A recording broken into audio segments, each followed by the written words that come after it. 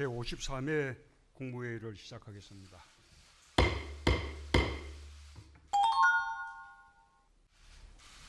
바이러스는 사람을 가리지 않지만 감염병이 만드는 사회 경제적 위기는 모든 사람에게 공평하지 않습니다.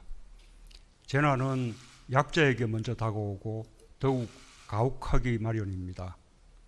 코로나 위기의 대응에서 사회적 약자 보호에 특별히 중점을 두어야 하는 이유입니다. 정부는 코로나 위기에 가장 취약한 계층을 적극적으로 보호하는 정책을 펼쳐왔습니다.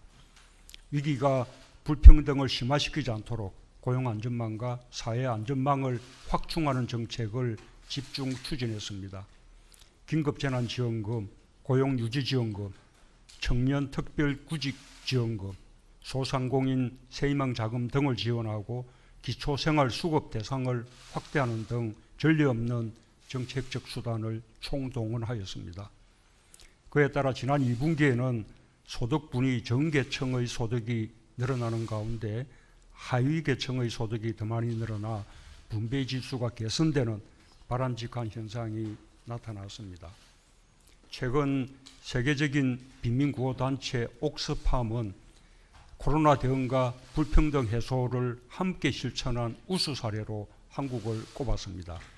158개국을 대상으로 한 불평등 해소 지수에서 한국은 2년 전보다 10계단 상승한 46위를 차지했습니다. 아직도 크게 미흡하지만 그나마 순위가 큰 폭으로 오른 것은 정부의 불평등 개선 노력이 국제사회에서 긍정적으로 평가받은 것이라고 할 수 있습니다. 그러나 아직 갈 길이 멉니다. 위기의 시기에 정부 지원금에 의한 일시적인 현상으로 그쳐서는 안 됩니다. 코로나로 인한 불평등은 다양한 분야에서 국민의 삶을 지속적으로 위협하고 있습니다. 대표적인 것이 노동시장의 새로운 불평등 구조입니다.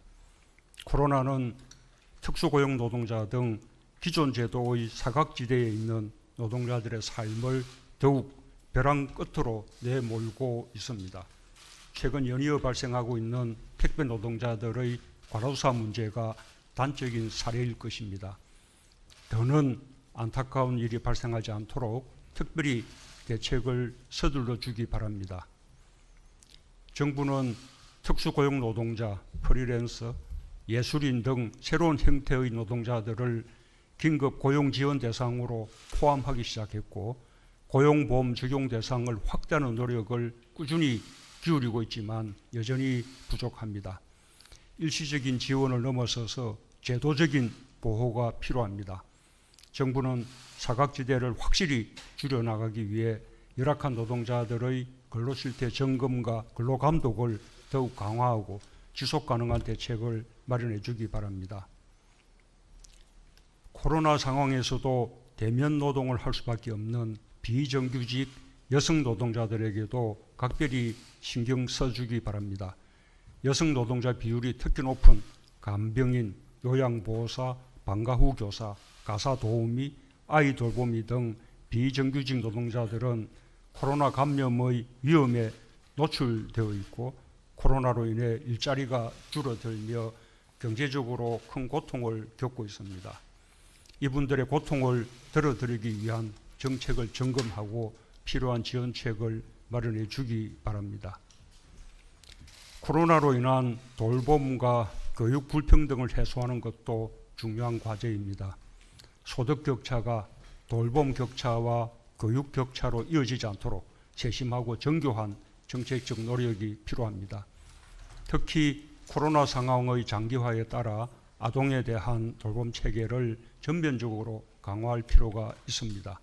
관계부처는 감염병 확산 시기의 아동 돌봄 체계 개선 방안을 신속히 마련해 주기 바랍니다.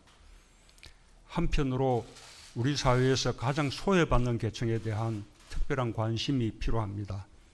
최근 2달간 자가 격리되었거나 복지센터 휴관으로 갈 곳을 잃은 발달장애인 3명이 잇따라 추락사했다는 안타까운 소식이 있었습니다.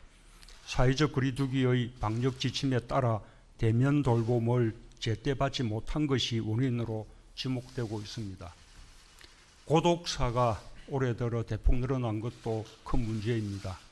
기초생활수급자가 고독사의 절반을 넘고 있습니다. 이 역시 전염병 확산 방지에 중점을 두면서 대면 서비스가 제대로 이루어지지 못하여 일어난 일로 지적받고 있습니다. 방역을 우선하면서 더 보호받아야 할 분들이 오히려 사각지대에 놓이게 되면서 일어난 일들입니다. 그 실태를 면밀히 살펴보고 필요한 대책을 신속히 강구해 주기 바랍니다. 어려운 시기일수록 각 부처는 국민 곁으로 다가가 현장에서 답을 찾아야 합니다. 코로나로 인한 고통의 무게가 모두에게 같지 않습니다.